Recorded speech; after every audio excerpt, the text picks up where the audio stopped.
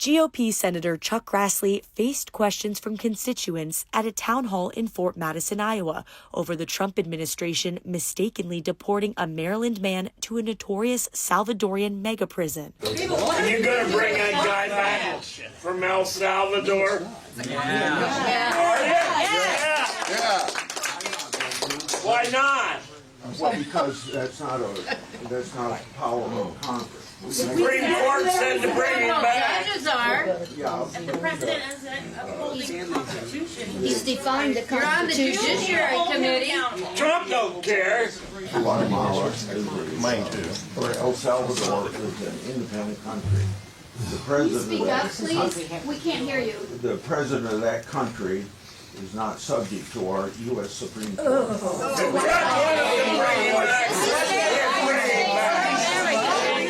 I'm pissed. We would like to know what you, as the people, the Congress, who are supposed to rein in this dictator, what are you going to do about it? These people have been sentenced to life imprisonment in a foreign country with no due process. Our government cannot do anything. Trump isn't a king. Why won't you do your job, Senator? Yeah.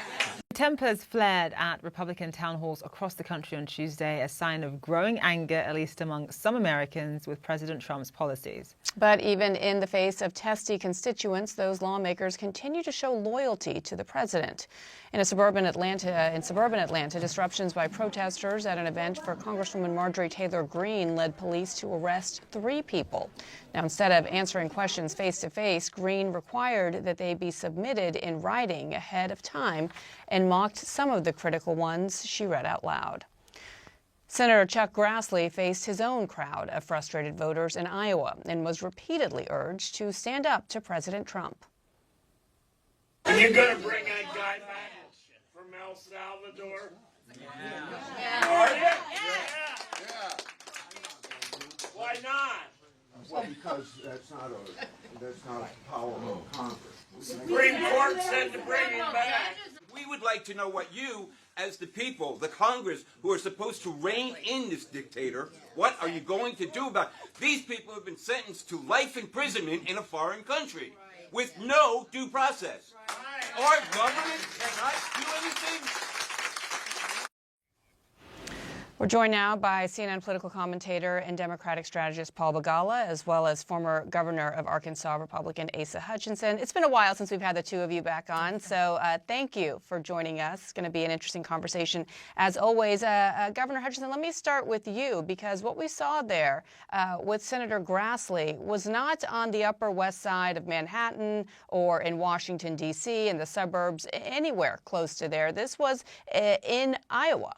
And yet you're hearing some constituents, not necessarily supporting these migrants themselves, but supporting the rule of law and quoting that one voter saying, why aren't you standing up in the face of how he described the president to be a dictator?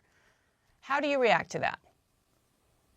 Well, my reaction to it is that the opposition, those that are on the left, are going to be the most vocal at those town hall meetings. And I think that's what you saw there with Senator Grassley.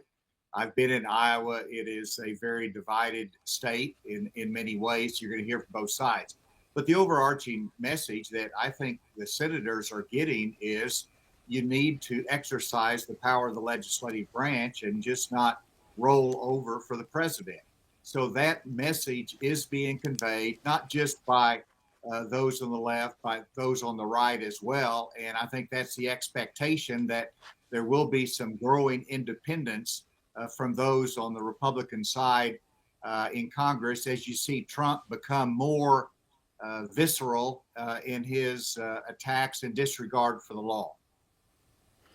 Paul, let me bring you in, because we heard one, as Bianna was just touching on, one voter essentially describe President Trump as a dictator.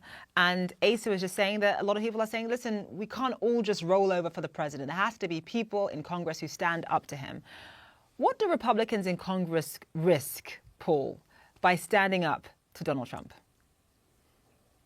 Well, they risk the wrath of Mr. Trump, who within the Republican base is, of course, very powerful. He also now, President Trump is allied with the richest man in the whole wide world. but they risk more by not standing up. Look at what happened in Wisconsin. They had a Supreme Court race, a state that Mr. Trump won very narrowly by about a point. The liberal there won by over 10 points, even though Elon Musk spent millions of dollars of his own money in support of the conservative. The Musk money, the Trump endorsement actually hurt the conservative, didn't help. And I was watching that clip you had, that town hall. Asa ran for president, spent a lot of time in Iowa. I have to say our country and his party would have been a lot better off if he'd have won.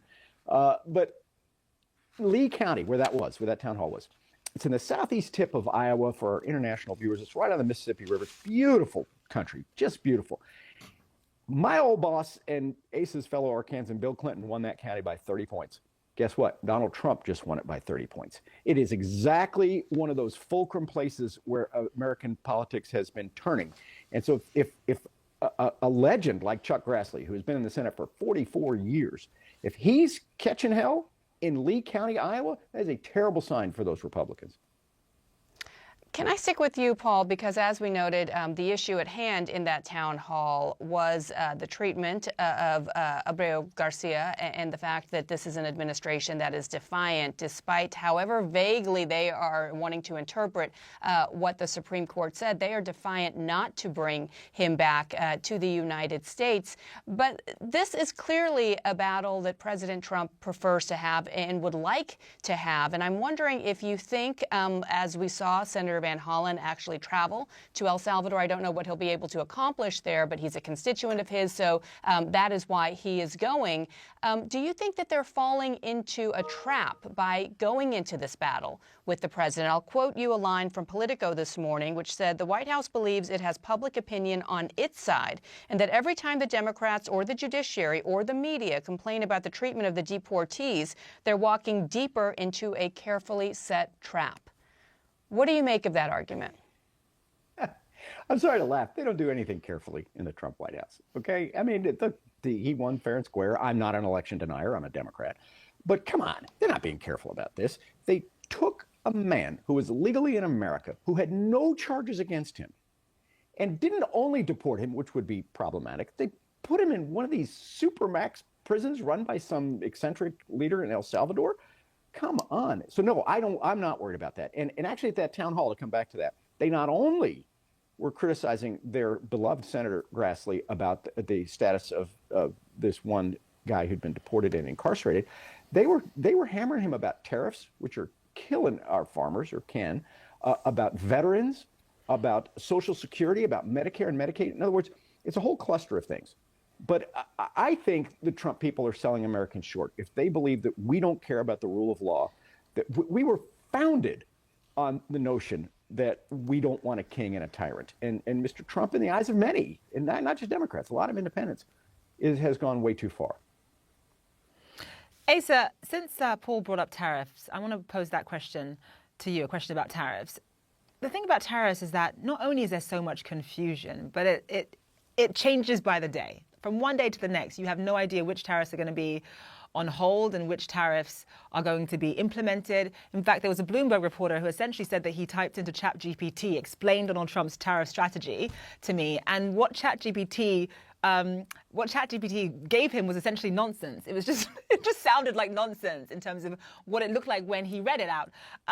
So just walk us through how all of this is actually going to affect Republicans when it comes to the midterms. You're thinking about the possibility of a recession, of layoffs, of consumer spending slowing later on this year. How is all of that going to impact the midterms, do you think?